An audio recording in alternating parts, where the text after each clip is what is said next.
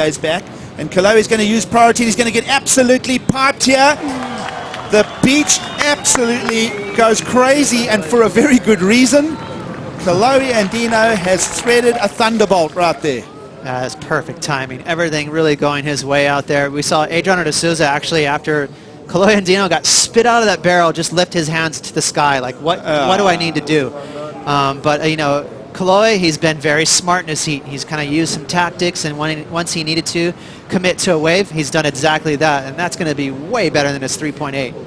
Strider, you're down there on the beach. They went absolutely crazy. What are they thinking of that last wave of Andino? Well, it's just so fun to be down here, to be on the edge, and to feel the energy. I was watching personally, just watching him thread through the barrel. You could see the red jersey through the lip line just barely. And I was like, wow, he's going to make this thing. And when he did, the crowd went nuts. They lit up. It was just so great to hear the fans flying off their handle, and rightfully so. That was a really well-served wave. Perfect execution through the backhand barrel there. With priority, Adriano de Souza out the back with his hands up. What do you want me to do?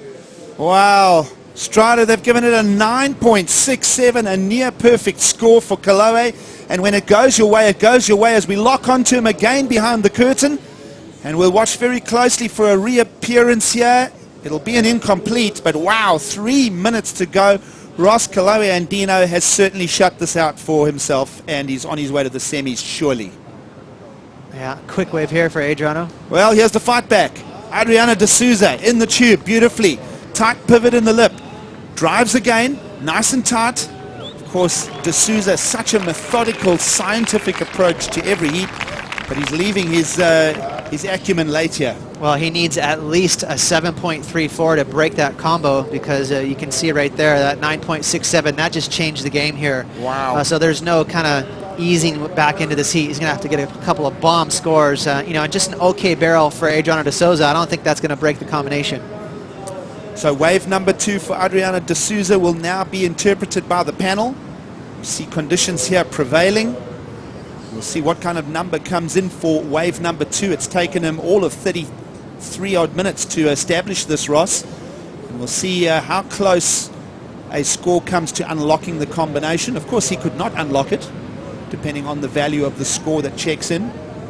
But so right now, it's 2 minutes to go, and it's only worth a 5, Ross. So combo it is. Yeah, and you know, the reason the judges they allowed themselves to go as high as a 9.67 for Kolohe, he got extremely deep in that barrel. So it was a medium-sized wave. It wasn't a huge wave by today's standards, but he got as deep as you could get. You know, when you get really deep back in the barrel, there's a good chance the foam ball inside the barrel is gonna kind of push up on your board. You'll lose traction and you'll fall through the floor of the barrel. That's what happens. So he was right there teetering on that edge for as deep as you could get in that barrel. And that's when the judges, they love it. You know, if that means you're beyond committed in a barrel. You know, if you're in the pocket, so to speak, you know, and kind of just trimming the barrel, you're not going to get a really big score. But when you're way back in there, that's that commitment that the judges are looking for.